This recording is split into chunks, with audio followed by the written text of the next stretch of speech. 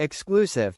King Charles partied in my garden, before it was taken over by naturists. The dotty Duchess, Jane Percy, is the Duchess of Northumberland and star of a fly-on-the-wall TV series which has been seen by millions.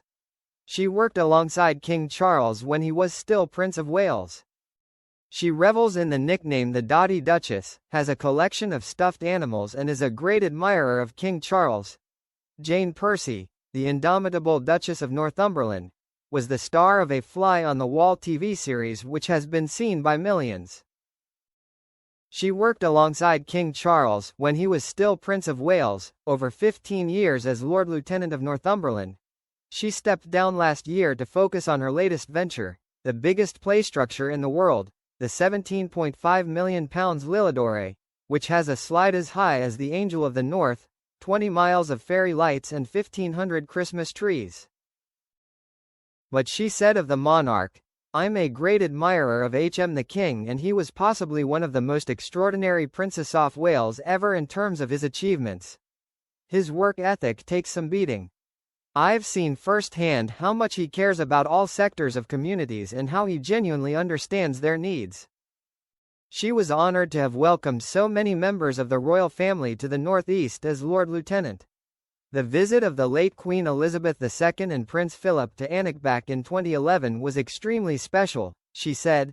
They attended a garden party to celebrate and thank local caregivers, then went on a walk around the town.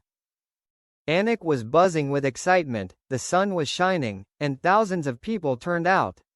It was a really special day for so many people. She met Charles several times in her role, and he stayed at Alnwick Castle during one visit back in July 2012. She has just written a children's book, Amanita, sold with an illustrated guide to the land of Lilidore. She thinks it would be a good idea to send one to the king, though she admitted, imagine he has sent endless copies of new books. The C4 series The Duchess and Her Magic Kingdom celebrated her eccentricity. It showed her collection of stuffed animals including dogs and rats. She carries a stuffed beagle with her on the train to London, and saw the naturists arrive to try naked pottering about Alnwick Garden. The popular visitor attraction was designed by the Duchess and is close to the ancestral home of the Percy clan, the famous Alnwick Castle seen in the Harry Potter movies. She said of her stuffed animals, "I genuinely love them, and it upsets me terribly when I ask my children which dogs they want when I die, and they say, 'Oh God, we don't want any of them.'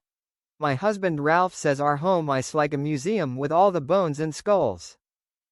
For Mother's Day, I did get a skull from the children, but I know my husband will get rid of all of them when I am 6 feet under. I cannot explain it. I love dogs, and I have a stuffed beagle that I take itup and down to London on the train. It is the size of a small table, and wrapped up in a carrier. I lifted a stuffed spaniel the other day and there were myths under it. To me, it is almost like they are alive. I could not have my own dogs stuffed because I cannot leave them on their own in the dark. I have a Spinoni which is the size of a donkey. Ever loyal Mario does not make the launch of Amanita as he is off for a walk." Explaining her inspiration for Lilidore and her quirky take on life, she added, "I am not different for the sake of it, but the big specialists in London said that it is best to be different in the play world. In Dubai, the shopping centre there was the same as one in Kent. With Lilidore, you are never going to see it anywhere else. Why not think outside the box and do something different? I do not want to do what other people have done, ever." True to her word, for Lilidore's Christmas launch 2 years ago, she took me for a read down the attraction's giant slide in total darkness. Even in a power cut, she was promoting the virtues of her latest venture. The electricity came back on in the nick of time. She has just returned from the Middle East talks to sell the Lilidore brand out there. "I have been to Saudi Arabia, Qatar. We are looking at taking it to other countries," she added. "America is probably most likely to open the first one outside the UK. My new little book of characters brings it all to life. Amanita, called Anita in the human world, is a misfit, not like other children. She starts to sprout wings from her back, is adopted, then gets to meet her real dad. The Amanita mushroom grows underground and makes Yule. The king drinks it, it keeps him alive, and that keeps the magic of Lilidore going.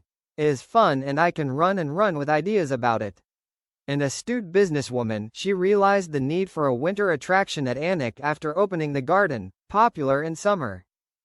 Thanks to Lilidore, November and December are now their busiest months, with 243,000 visitors to the garden and Lilidore last year. The revenue went up from £48,000 in 2015 to £750,000. Anik Gardeni, a charitable trust, with the money raised reinvested in the area and its people. It employs 230 staff, with 9,500 hours of work carried out last year by their team of 90 volunteers. The Duchess, a mum of 4, combines family duties with her business life. She explained, the main objective is to raise aspirations, to make it accessible to everyone. When we started the Anik Garden, no journalist could pronounce Anik, they all said Alnwick. That is not the case now. Successive governments drop plans for the Northeast. So we do things ourselves. At the garden, that includes cage fighting, Mr. Gay UK and a naturists evening. Mr. Gay UK was a huge success for us, she said. The naturist thing is a funny one, but there are people who want to take their clothes off to garden, and it is an annual event. They tend to be the older generation. It is not as glamorous as you might think, says Anik Garden Chief Executive Mark Brassel. The Duchess, 67, added, people say why did we do cage fighting, and I said why not? They did not expect it in the garden. But they miss the point, it was built for the community. Some of the volunteers resigned over hosting it, but we had one of our biggest ever takings that night. The Duchess is married to Ralph Percy, the 12th Duke of Northumberland, the titular owner of Anik Castle, who has a £517 million fortune, according to the Sunday Times Rich List. They wed in 1979, and live in the Scottish borders. Her next pet project may be to help the older generation reconnect with society.